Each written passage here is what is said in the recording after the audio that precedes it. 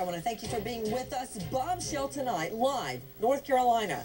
A 10-year-old little girl snatched from her own bedroom in the dark of night. The little girl, 10-year-old Zahra, completely dependent on 2 hearing aids, and she can only walk by use of a prosthetic leg. She lost her hearing and her left leg to child bone cancer. This little girl, facing so much hardship, now vanishes into thin air.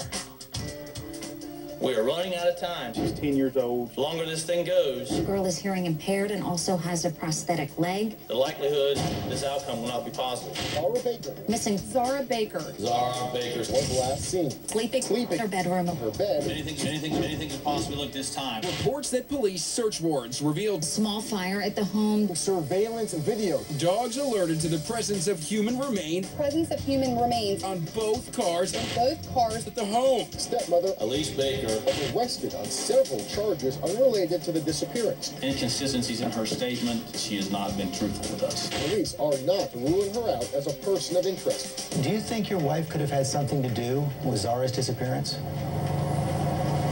I wouldn't like to think so, but going off what I've heard so far, it could be possible.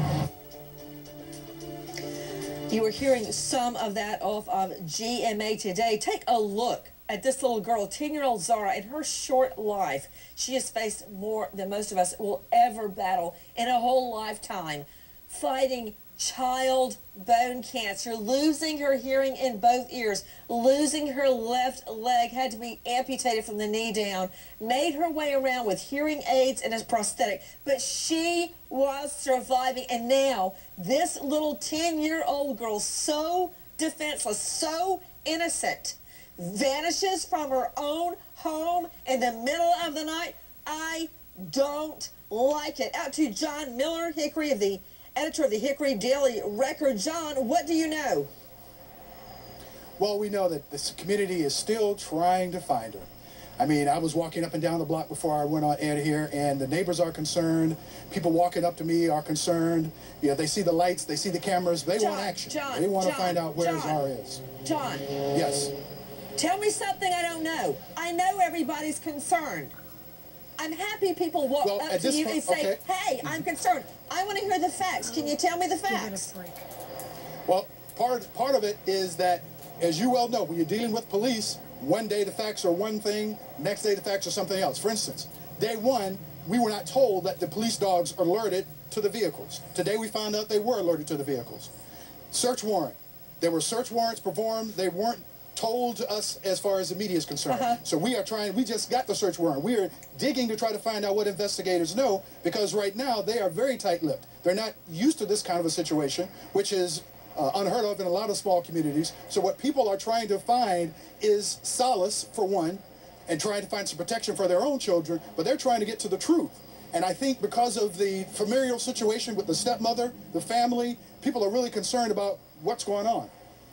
With us is John Miller, the editor of the Hickory Daily Record, and he's right. The story is emerging minute by minute. In fact, as we go to air right now, I have just gotten in my hands a copy of portions of the search warrant that John Miller's talking about. We're just getting little bits and pieces of it, and it's a very, very unusual circumstance. In fact, to you, Ellie Jostad, our chief editorial producer, cops can't even nail down a timeline. Everybody, please look at this girl tip line, 828-328-5551. That's Hickory Police Department. Look at Zahra. According to her stepmother, she's asleep. She checks on Zahra, hears her coughing around 2:30 a.m. But then she says she finds out the next day at 2:30 p.m. the girl's not in her room. Okay, Ellie, right there. How do you go 12 hours? What 10-year-old girl sleeps till 2:30 in the afternoon? Right there, I don't like it, Ellie.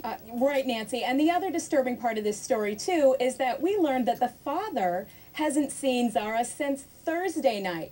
And even more, Nancy, at this press conference, it became pretty clear that cops cannot find anybody other than the dad or stepmom that has seen her recently. They're asking anybody who's seen her in the last month to come forward. You know, Mark Class is with us, president and founder of Class Kids Foundation. Mark, we have really missed you the last couple of weeks. Thank you for being back with us, Mark.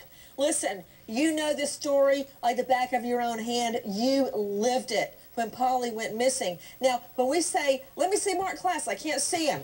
When we say the father hasn't seen her since Thursday, look, there's an explanation for that. The father does landscaping. He gets up at like 5 o'clock, 6 o'clock in the morning and takes off to cut somebody's grass, all right? Then he gets in late at night, well after her bedtime. He sees her on Thursday, is my understanding. Everything's fine. When he gets up Friday morning, she's still asleep. When he gets in Friday night, she's already to bed. But things get, let me just say, curiouser and curiouser. The more we hear about it, the more odd it becomes, Mark.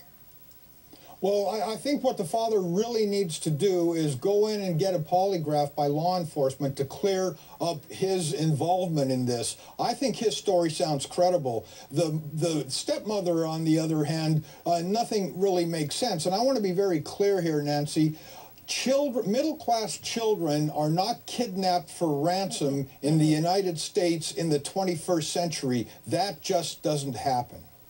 Well, I tell you, everybody, you're seeing a photo of Zahra's father, Adam Baker, from ABC's Good Morning America, and he is suddenly saying that he's finding out his whole marriage has been a lie, and that is after we, and I'm sure others, uncover a rap sheet on this stepmother as long as your arm. I can't even tell you, there's got to be over 20 entries, most of them bad checks and fraudulent incidents. Out to the lines, Jesse, Nevada. Hi, Jesse.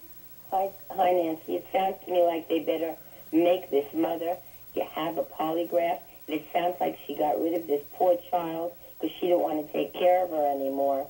It's a sin what happens to children in this world today. Jesse, hold on. Let me tell you something. This is the stepmother. To make matters just a little bit worse, her mother, her biological mother, has not seen her since she was about 8 months old. She lives in Australia. She doesn't know where her own daughter is, if she's dead or alive. And tonight, neither do we. Everybody, we are talking about a 10-year-old little girl. We're going to go back to Jesse and Nevada's question. Zahra goes missing, allegedly in the dead of night, the wee morning hours. This 10-year-old little girl has been battling child bone cancer. Now reports sifting in from the neighborhood that the stepmother would make her walk long distances on her prosthetic leg and then punish her when she could walk no longer.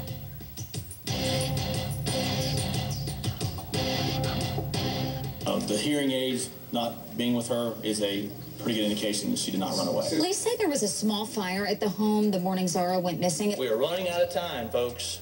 The longer this thing goes, the likelihood this outcome will not be positive.